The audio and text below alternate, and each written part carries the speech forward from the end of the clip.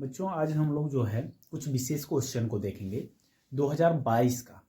ठीक है, तीसरा सेट जो है ए यक्स सेट है उसका हम क्वेश्चन देखेंगे। आज हम इस वीडियो में बहुविकल्पीय टाइप क्वेश्चन का यानी कि ऑब्जेक्टिव क्वेश्चन का 10 क्वेश्चन कवर करेंगे। ठीक है, 10 क्वेश्चन जो कवर करेंगे वो 10 क्वेश्चन बहुत ही इंपॉर्टेंट क्वेश्चन होंगे। उसमें हर प्रकार के क्वेश्चन होंगे और कुछ क्वेश्चन ऐसे होंगे जिनको आपने देखा नहीं है और वो इंपॉर्टेंट भी है। ठीक है, देखिए हम पहला क्वेश्चन देखते हैं क्या है, उसको पढ़ते हैं।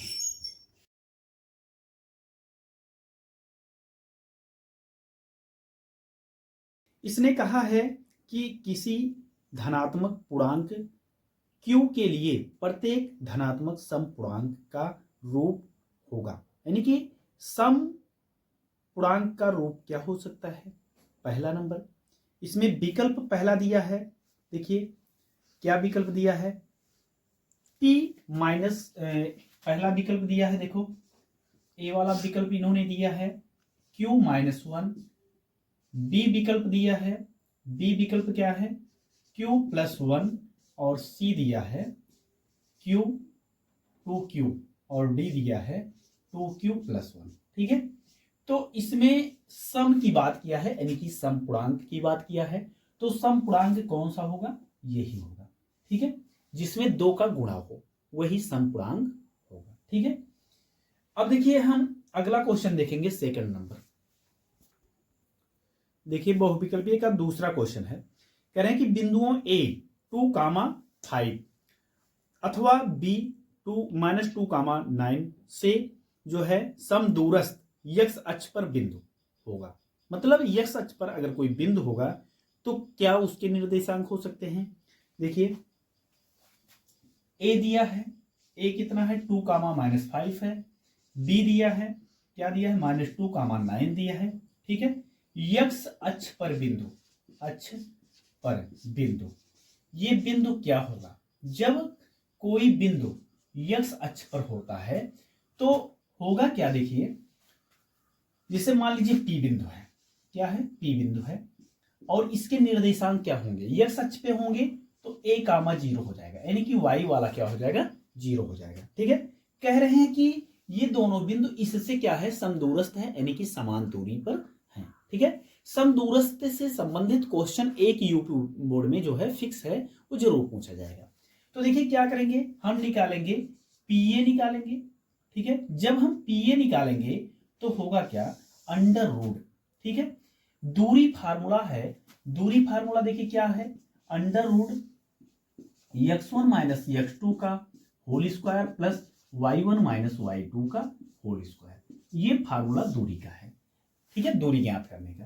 तो देखिए पीए होगा क्या, पी ये है और ए ये है, तो यहां क्या होगा a -2 हो जाएगा, इधर बनेगा क्या होल स्क्वायर और प्लस क्या बनेगा 0-5 और ये ऑलरेडी माइनस है और माइनस होता भी है तो ये प्लस बन जाएगा 5। ठीक है, आएगा पी ए स्क्वायर, वर्ग मूल को हम हटाएंगे, इधर भेजेंगे अगले पक्ष में तो वर्ग में चेंज हो जाएगा, इधर a -2 होल स्क्वायर हो जाएगा, इधर आएगा 5 स्क्वायर, मिलेगा P A square equal to क्या होगा a स्क्वायर प्लस 4 माइनस है तो देखिए 2ab यानी कि -4 क्या बनेगा, देखिए क्या बनेगा 2a मतलब 2a हो गया और ये 2 से कर देंगे तो -4a हो जाएगा और यहाँ आएगा 25।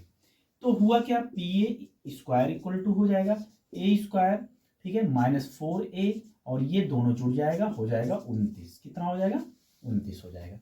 ठीक है, अब हम पी ए निकाल लिए, अब हम निकालेंगे पी बी, क्या निकालेंगे पी बी, तो अंडर रूट क्या बनेगा a माइनस और ये माइनस पहले से दिया है तो इसलिए ये प्लस हो जाएगा 2 होल स्क्वायर और इधर हो जाएगा 0-9 का होल स्क्वायर, तो ये वर्गमूल इधर आएगा तो P B square equal to हो जाएगा a प्लस 2 का होल स्क्वायर और इधर हो जाएगा -9 स्क्वायर, तो आएगा P B square equal to a square plus 4 plus 4a plus 9 81 हो जाएगा, मिलेगा क्या P B square equal to A square और ये हो जाएगा +4a और ये दोनों जब सॉल्व होगा तो आएगा 85। कितना हो जाएगा? 85 हो जाएगा। ठीक, अब कह रहे हैं कि जो a है और b है वो p बिंदु से क्या है? समदूरस्थ मतलब समान दूरी पर है। तो लिखेंगे क्या? चूंकि प्रश्नानुसार, देखिए यहां प्रश्नानुसार क्या होगा? प्रश्नानुसार लिख लेंगे PA, क्या लिखेंगे प्रश्नानुसार? PA equal to PB। ठीक है, PA और PB अगर बराबर है तो इनका वर्ग भी बराबर होगा, तो हम लिखेंगे PA square equal to PB square. PA square का वैल्यू यहाँ पे दिया है a square -4a + 29 equal to इधर दिया है a स्क्वायर +4a और ये प्लस में 85 हो जाएगा। ये कैंसिल हो गया, आया क्या? देखिए 29 - 85 हो जाएगा और इनको हम क्या करेंगे? 4a लिखेंगे और इस 4a को भेजेंगे तो +4a हो जाएगा। ठीक है, आएगा क्या? 8a।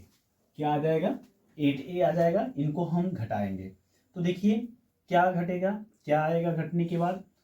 85 में से हम 29 को घटाएंगे, 15 में से 9 गया 6 आ जाएगा, यहाँ बचा 7, 7 में से 2 गया 5 आ जाएगा, 56 आएगा, -56। ठीक है, तो 8a इक्वल क्या होगा? -56 हो जाएगा। ठीक है, a इक्वल हो जाएगा -56/8 यानी कि a इक्वल टू मिलेगा क्या? 8 7 56 -7 हो जाएगा। अतः बिंदु क्या मिलेगा? बिंदु जो है यहाँ a, 0 है, यहाँ a का वैल्यू -7 है, तो लिखेंगे p के निर्देशांक क्या हो जाएंगे? देखिए आ जाएगा -7, 0। ठीक है, यानी कि इसमें विकल्प कौन सा सही है? -7, 0, यानी कि इसमें विकल्प जो है विकल्प नंबर A सही है। ठीक है, इस टाइप के क्वेश्चन ये बहुविकल्पीय के अतिरिक्त भी पूछे जाते हैं। ठीक है, तो इसलिए जो है हम इस क्वेश्चन को अच्छे से विस्तार से पढ़ेंगे। ठीक है, तीसरा क्वेश्चन हम देखते हैं, तीसरा क्या है उसको हल करते हैं। देखिए इसमें तीसरा क्वेश्चन कह रहे हैं दो समरूप त्रिभुजों में संगत भुजाएं, उनका अनुपात दिया है 9:4 के अनुपात में है, इन त्रिभुजों के क्षेत्रफलों का अनुपात क्या होगा? ठीक है, सबसे पहले समरूप के बारे में हम समझेंगे। जैसे एक त्रिभुज ये दिया है, इसका नाम है ABC और एक त्रिभुज ये दिया है, इसका नाम है PQR। ठीक है, त्रिभुज ABC अगर समरूप है त्रिभुज PQR के, ठीक है, यदि ये दोनों त्रिभुज क्या है? समरूप हैं, तो पहला कंडीशन इनकी संगत भुजाओं का अनुपात बराबर होगा, यानी कि AB क्या बनेगा? PQ इक्वल होगा किसके? BC/QR के, और ये इक्वल होगा क्या? AC/PR के। ठीक है, दूसरा क्या है? दूसरी स्थिति इसके लिए है कि अगर दो त्रिभुज क्या है? समरूप हैं, तो क्या होगा? उनके क्षेत्रफलों का अनुपात यानी कि एरिया ऑफ त्रिभुज ABC बाई एरिया ऑफ त्रिभुज PQR, ये क्या होगा? इनकी संगत भुजाओं के वर्ग के बराबर होगा, यानी कि संगत भुजा के वर्ग के बराबर होगा। ठीक है, यानी कि AB/PQ का वर्ग, या आप लिख सकते हो BC/QR का वर्ग। ठीक है, या लिख सकते हो AC/PR का वर्ग। ठीक है, ये चीजें होंगी। तो इसमें इन्होंने दिया है भुजाओं का अनुपात दिया है। भुजाओं का अनुपात क्या दिया है? भुजाओं का अनुपात दिया है, कितना दिया है? यहां पर दिया है 9:4 दिया है। क्या दिया है? 9:4, यानी कि 9/4 दिया है। ठीक है, हमें निकालना क्या है? त्रिभुज के क्षेत्रफलों का अनुपात। तो इसलिए हम क्या करेंगे? त्रिभुज के क्षेत्रफलों का अनुपात,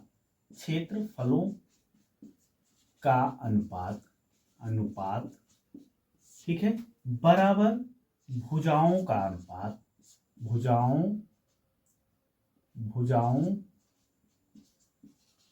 का अनुपात का वर्ग, ठीक है। भुजा का अनुपात दिया है 9/4, यानी कि 9:4 है, इसका वर्ग हो जाएगा, आएगा 9×9=81, 4+16, यानी कि 81:16 मिलेगा, ठीक है। इसमें विकल्प नंबर कौन सा सही है? देखो इसमें विकल्प नंबर सी वाला सही है, ठीक है। अब देखिए हम इसमें देखते हैं 4 नंबर क्वेश्चन क्या है, उसको देखते हैं, उसको हल करते हैं। देखिए इसमें 4 नंबर क्वेश्चन है, यदि cos स्क्वायर थीटा इक्वल 1/2 तो साइन स्क्वायर थीटा का मान ज्ञात कीजिए, ठीक है।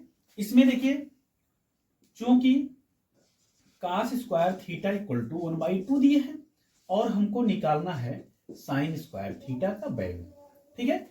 तो साइन स्क्वायर थीटा और cos स्क्वायर थीटा में एक संबंध है, क्या संबंध है? Sine square theta plus cos square theta equal 1, ठीक। तो यहां से हमको साइन स्क्वायर थीटा का वैल्यू निकालना है, तो हम अगले पक्ष में cos स्क्वायर थीटा को भेज देंगे, ठीक है।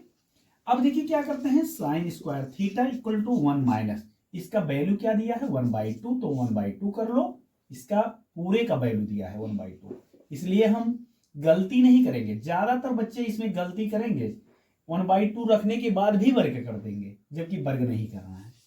Sine square theta equal to, देखिए 2 × 2 -1/2 आ जाएगा 1/2, ठीक है।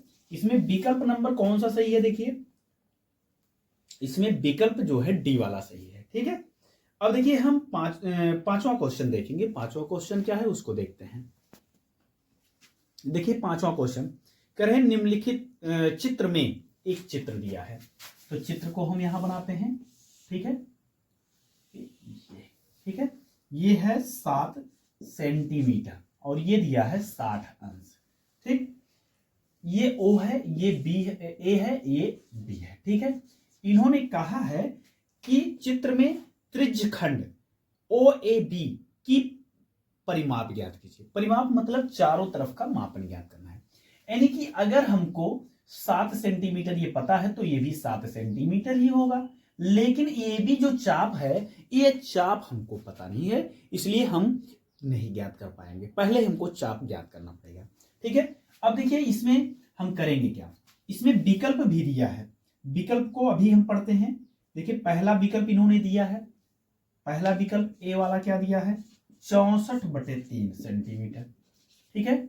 बी वाला विकल्प दिया है, क्या दिया है देखिए 26 सेंटीमीटर, ठीक है। और सी वाला दिया है, कितना दिया है सी वाला 64 सेंटीमीटर, और डी वाला दिया है कितना 19 सेंटीमीटर, ठीक है।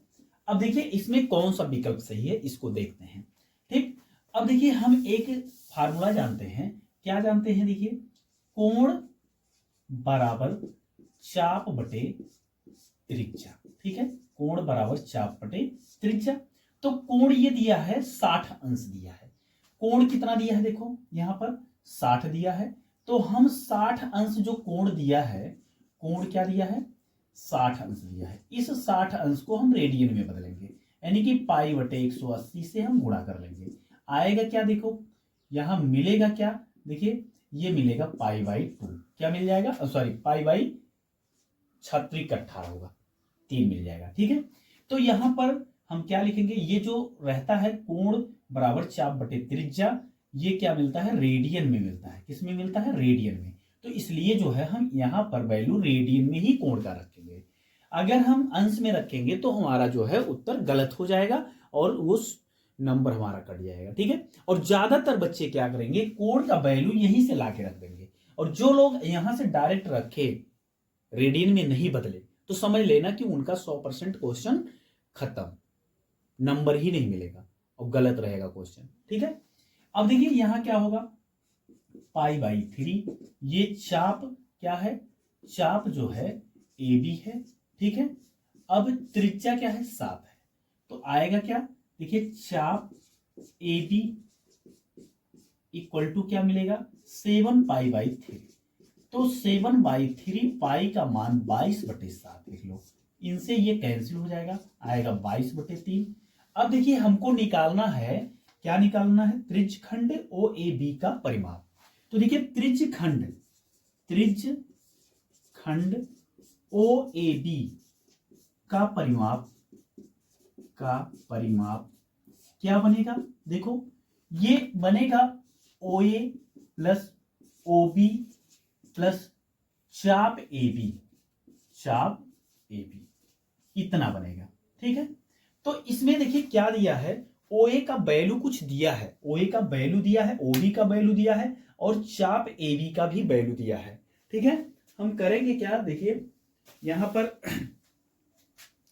हम यहां पर वैल्यू रख लेंगे। क्या रखेंगे? देखिए ये दिया है 7, लिखेंगे 7 और ये भी दिया है 7 हो जाएगा। कैसे 7 हुआ? क्योंकि ये दोनों त्रिज्याएं हैं और इसका वैल्यू अभी हमने निकाला है कितना, 22/3। ठीक है, 7 7 14 हो जाएगा प्लस 22/3 आएगा क्या, देखिए 14 तिया 42 हो जाएगा प्लस 22/3 आ जाएगा। आएगा क्या, टोटल ये आ जाएगा 64/3 सेंटीमीटर, जो कि विकल्प नंबर क्या है, विकल्प नंबर ए सही है। ठीक है, इस प्रकार से हमारे 5 क्वेश्चन कंप्लीट हुए। अब हम 6वां क्वेश्चन देखते हैं, वो क्या है उसको हल करते हैं। देखिए इसमें 6 नंबर क्वेश्चन है, कह रहे हैं कि यन प्रेक्षणों का माध्य जो है यक्स बार है। ठीक है, यन प्रेक्षणों का, चूंकि यन प्रेक्षणों का माध्य क्या है, माध्य जो है वो यक्स बार है। ठीक है, कह रहे हैं कि यन प्रेक्षणों का माध्य यक्स बार है यदि प्रत्येक प्रेक्षण को ए से बढ़ा दिया जाए तो नया माध्य होगा। ठीक है, विकल्प इन्होंने दिया है, पहला विकल्प इन्होंने दिया है कि यक्स बार प्लस ए, बी वाला विकल्प इन्होंने दिया है यक्स बार प्लस A/2, सी वाला विकल्प इन्होंने दिया है यक्स बार माइनस ए, डी विकल्प इन्होंने दिया है यक्स बार माइनस A/2। ठीक है, अब देखिए क्या है कि जैसे मान लो थोड़ी देर के लिए 2 है, 3 है, 4 है, इनका माध्य कितना मिलता है, इनका माध्य, एक मिनट थोड़ी सी गिनती ऐसे मानो जिससे कुछ वैल्यू अलग से निकले। जैसे मान लो 2 है, 4 है, 6 है। ठीक है, इनका माध्य जब निकाला जाएगा बाई 3 किया जाएगा, इन सभी को जोड़ करके आएगा 6 4 10, 10 2 12, 12 बटे क्या मिल गया 3, आया क्या 4 आ गया। ठीक है, तो अगर इन सभी में हम 2 जोड़ दें, क्या करें 2 जोड़ दें, तो ये हो जाएगा 4, ये हो जाएगा 6, ये हो जाएगा 8 और बटे में 3 हो जाएगा, तो ये हो गया 18। कितना हो गया 18/3, यानी कि मिला क्या हमको, मिला क्या हमको मिला 6 मिला, यानी कि हमने इस वाले में क्या किया, 2 जोड़ दिया, जो वृद्धि हो रहा था उसको हमने जोड़ा तभी ना ये मिला।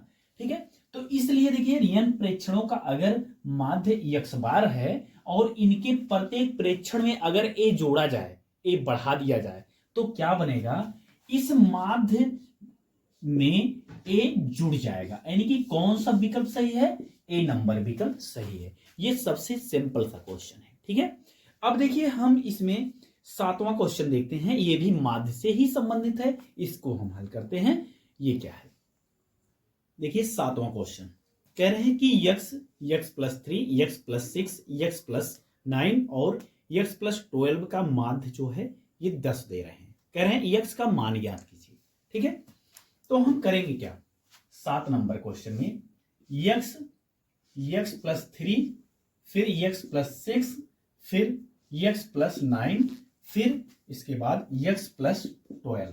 ठीक है, इनका माध्य इन्होंने दिया है कितना, 10 दिया है, तो इन सभी को हम जोड़ लेंगे। बहुविकल्पीय टाइप क्वेश्चन है इसलिए थोड़ा डायरेक्ट करेंगे।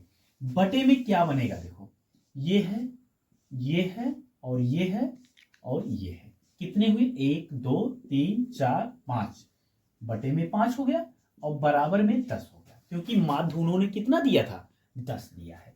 तो देखिए क्या बनेगा, x+3, x+6 plus x+9 plus x+12। ठीक है, और 5 धाम 50 हो जाएगा, ये कि कितना मिलेगा 50 मिल जाएगा। तो आया क्या 1 2 3 4 5, 5x हो गया प्लस 3 6 3 9 9 9 18, 18 2 20, 20 10 30, ठीक है। और बराबर में आया क्या 50। तो 5x बराबर 50 माइनस 30 आएगा 5x बराबर क्या मिलेगा 20। तो x बराबर क्या मिलेगा 20 बटे क्या मिल जाएगा बटे में आएगा 5, x बराबर क्या मिल जाएगा 4। इसमें देखो विकल्प इन्होंने क्या दिया है, विकल्प दिया है ए विकल्प दिया है 1, बी विकल्प दिया है 2, सी विकल्प दिया है 6 और डी विकल्प दिया है 4, ठीक है। तो यहां पर 4 आया है, यानी कि डी वाला विकल्प क्या है सही है, ठीक है। अब इसी प्रकार से हम 8वां क्वेश्चन सॉल्व करेंगे। 8वां क्वेश्चन प्रायिकता से संबंधित है, ठीक है। प्रायिकता बहुत ही इंपॉर्टेंट क्वेश्चन है और बहुत मजेदार चैप्टर भी है, ठीक है। इसको हम बहुत ही मस्ती के साथ और बहुत मजेदारी से हम पढ़ेंगे। त्रिकोण, हाँ स्टार्ट करो। त्रिकोण यानी कि ट्रायंगल शब्द से व्यंजन चुनने की प्रायिकता होगी। तो देखिए ट्रायंगल दिया क्या है, ट्रायंगल की स्पेलिंग TRIANGLE,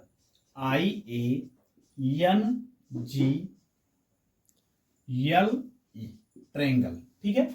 इसमें स्वर क्या है, स्वर हैं A I, ठीक है, A E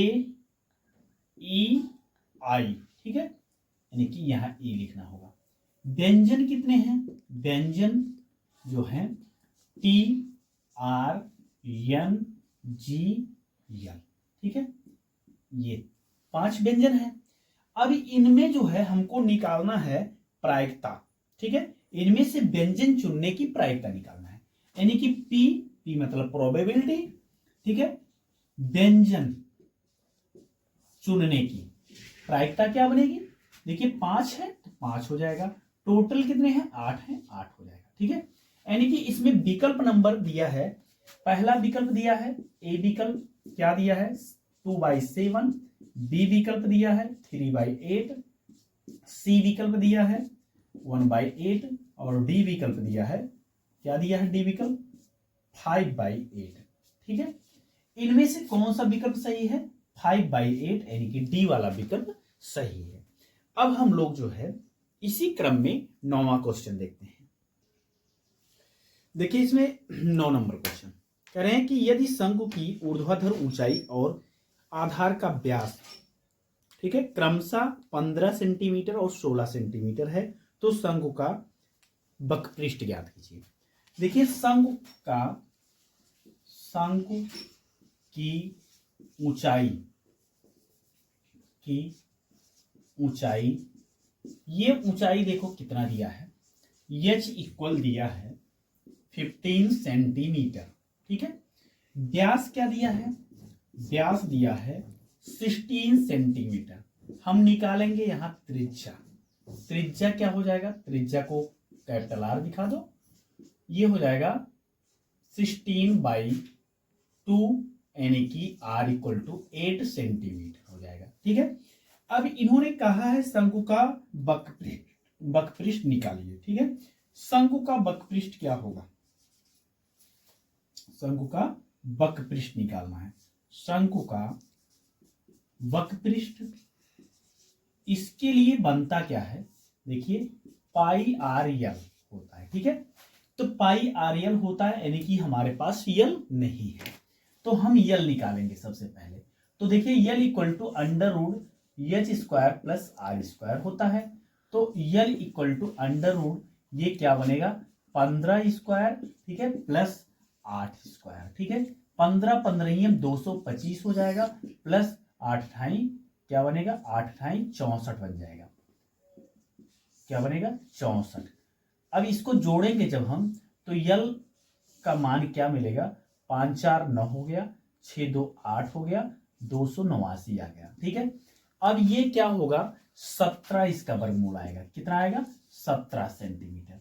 तो यल का मान क्या मिल गया 17 सेंटीमीटर। अब हमको वक्रपृष्ठ निकालना है तो πR का मान 8 लिख लो, यल का मान 17 लिख लो। अब देखिए क्या मिलेगा इधर 8 7 56 के 6, 8 1 के 8, 8 5 13, ठीक है, 136 π वर्ग सेंटीमीटर, 136 पाई वर्ग सेंटीमीटर हो जाएगा। कि इसमें विकल्प नंबर कितना सही है? विकल्प पहला देखिए क्या दिए हैं। पहला विकल्प इन्होंने दिया है 60 पाई वर्ग सेमी, ठीक है। दूसरा विकल्प इन्होंने दिया है, दूसरा विकल्प देखिए दिया 68 पाई, बी वाला क्या दिया है 68 पाई वर्ग सेमी, ठीक है। और तीसरा विकल्प इन्होंने दिया है 120 पाई वर्ग सेमी। और चौथा विकल्प यानी कि डी वाला विकल्प इन्होंने दिया है 136 पाई वर्ग सेमी, जो कि यही सही है, ठीक है। अब इसमें 9 क्वेश्चन कंप्लीट हुआ। अब देखिए लास्ट एक क्वेश्चन, क्योंकि हम इसमें 10 ही क्वेश्चन को कवर करेंगे। तो देखिए लास्ट क्वेश्चन जो हमारा है 10 नंबर, उसको हम देखते हैं वो क्या है, उसको हम पढ़ते हैं। देखिए 10 नंबर क्वेश्चन कह रहे हैं कि वृत्त का क्षेत्रफल जो है 64 पाई वर्ग सेंटीमीटर हो तो परिमाप ज्ञात कीजिए उसका, ठीक है। तो वृत्त का क्षेत्रफल क्या दिया है? वृत्त का क्षेत्रफल बराबर क्या दिया है इसमें दिया है 64 पाई, क्या दिया है 64 पाई वर्ग सेमी दिया है, ठीक है। और वृत्त का क्षेत्रफल होता है 2 पाई आर, एक मिनट, 2 पाई आर नहीं होता है, पाई आर स्क्वायर होता है, इक्वल 64 पाई। इस पाई से ये पाई कैंसिल हो गया, आर स्क्वायर इक्वल टू हुआ क्या 64, आर इक्वल टू √64, यानी कि आर का मान मिला 8 सेंटीमीटर। अब इसमें विकल्प क्या दिया है? देखिए विकल्प दिया है, ए वाला विकल्प दिया है कितना 7 पाई सेंटीमीटर, 7 पाई सेंटीमीटर, ठीक है। बी विकल्प दिया है 16 पाई सेंटीमीटर, ठीक है। और सी विकल्प दिया है देखिए 14 पाई सेंटीमीटर, ठीक है। और यहां डी विकल्प लास्ट विकल्प दिया है 21 पाई सेंटीमीटर, ठीक है।